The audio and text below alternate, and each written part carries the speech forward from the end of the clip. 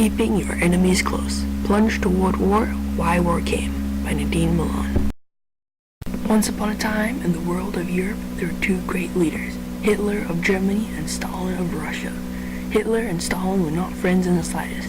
In fact, they were sworn enemies. Hitler believed in fascism and Stalin believed in communism. The two leaders did not trust each other one bit, so the two would keep at a distance. However, the two fearsome leaders would form an alliance that would shock the world of Europe. Their alliance would be known as the Nazi-Soviet Pact.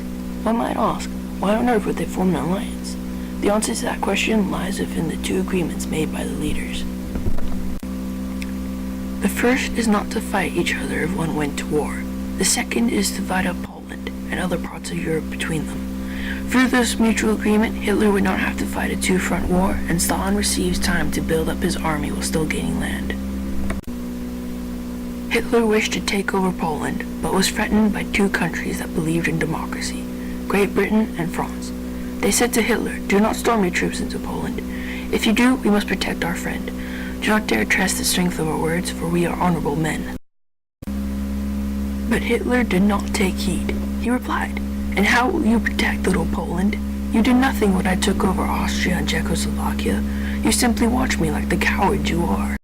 A week after the pact was made, Hitler marched his army into Poland. 2 days later, as France and Great Britain had warned earlier, they declared war on Germany. Unlike the start of World War I, there was no joy at the news of war.